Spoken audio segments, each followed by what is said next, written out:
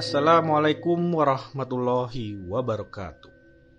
Kembali lagi dengan saya Randi yang akan menemani Sobat Misteri memasuki gerbang mimpi dengan perasaan horny, horor malam ini. Dan untuk kisah yang akan saya bawakan kali ini yaitu sebuah kisah berjudul Diculik Wewe Gombel. Cerita karangan Riko Adi Pratama. Dan sebelum kita lanjut ke ceritanya, tekan dulu tombol like video ini dan jangan lupa tombol subscribe untuk channel ini. Nyalakan juga lonceng notifikasinya agar Sobat Misteri sekalian tidak ketinggalan cerita-cerita horny lainnya. Dan seperti apa kisah kali ini? Langsung saja kita masuk ke dalam ceritanya. Di suatu desa ada seorang anak bernama Doni. Dari kecil Doni sudah ditinggal ayahnya pergi merantau. Doni adalah anak yang bandel dan susah diatur. Suatu hari, Doni diajak teman-temannya bermain bola setelah pulang sekolah nanti. Beberapa saat kemudian, waktu sekolah pun berlalu.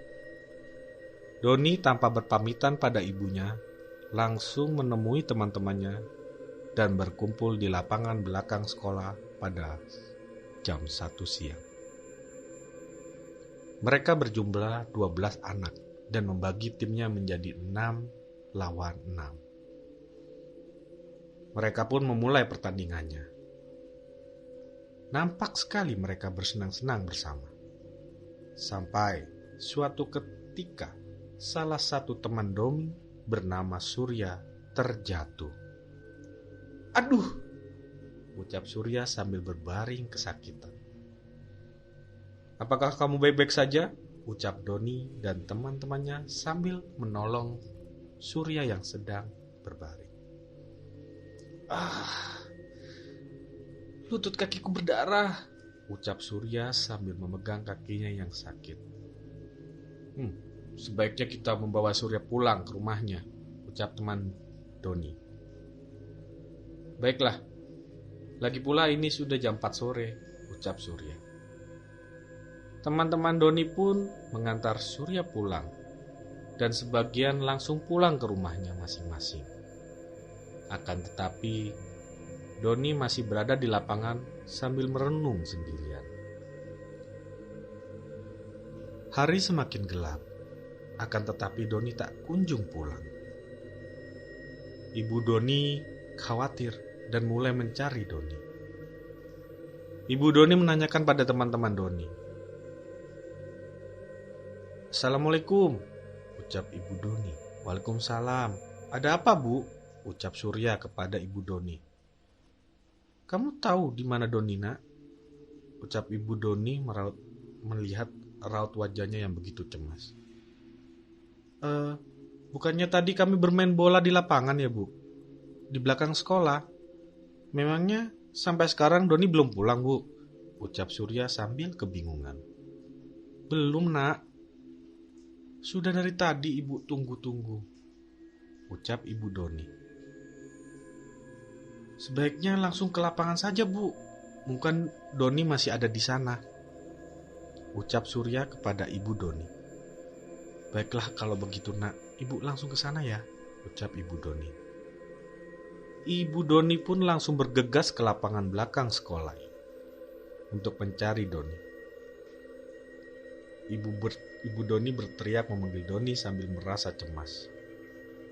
Kecemasan Ibu Doni semakin menjadi-jadi karena setelah mencari Doni tapi tidak kunjung menemukannya.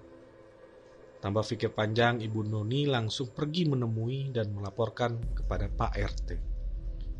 "Assalamualaikum." "Assalamualaikum Pak RT," ucap Ibu Doni. "Waalaikumsalam, Bu," ucap Pak RT kepada Ibu Doni. "Pak, anak saya Doni hilang, Pak. Sudah dari siang ini tidak pulang-pulang," ucap Doni dengan rasa cemas. "Loh, kok bisa, Bu? Memangnya Doni hilang di mana?" ucap Pak RT dengan ekspresi terkejut. "Tadi Doni pergi bermain bola bersama teman-temannya. Tanpa bilang ke saya dulu, Pak," ucap Ibu Doni. Kalau boleh tahu, Doni bermain di lapangan mana ya, Bu? Ucap Bapak RT. Di lapangan belakang sekolahnya, Pak, ucap Ibu Doni. Oh, baiklah. Kalau begitu, saya dan warga akan mencari Doni, Bu. Ibu jangan khawatir, ucap Bapak RT. Tanpa berpikir panjang, Pak RT langsung mengumpulkan warga desa yang menyuruh masing-masing orang membawa peralatan dapur. Ketika Ibu Doni merasa bingung tentang apa yang mau dilakukan Bapak RT, terlihat hari sudah gelap. Para warga berkumpul sambil membawa obor. Setelah semua para warga desa berkumpul, Pak RT pun langsung mengajak para warga desa untuk pergi ke lapangan belakang sekolah tersebut. Mereka berkeliling memanggil-manggil nama Doni sekitar lapangan, sambil menyembunyikan peralatan dapur yang mereka bawa. Beberapa saat kemudian, salah satu warga yang bernama Pak Herman berteriak memanggil Pak RT. Pak RT! Semua warga bergegas menuju Pak Herman. Alangkah terkejutnya Ibu Doni saat melihat anaknya yang terlihat lemas dan begitu pucat. Don! Sambil menangis histeris, Ibu Doni langsung menghampiri dan memeluk Doni. Pak RT dengan sigap mengajak warga untuk menggendong Doni dan segera mengantarnya ke puskesmas terdekat menggunakan mobil milik Pak RT. Sesampainya di puskesmas, Doni langsung mendapatkan perawatan khusus. Ibu Doni dan Pak RT menunggu kabar dari dokter sambil merasa cemas. Beberapa saat kemudian, dokter datang menemui Ibu Doni dan Pak RT. Assalamualaikum. Apakah benar ini keluarga Doni? Tanya dokter sambil memberi salam. Waalaikumsalam, benar dok. Bagaimana keadaan anak saya dok? Ucap Ibu Doni sambil merasa cemas. Untuk sekarang, keadaan anak Doni masih lemas bu. Dan perlu istirahat, kata dokter.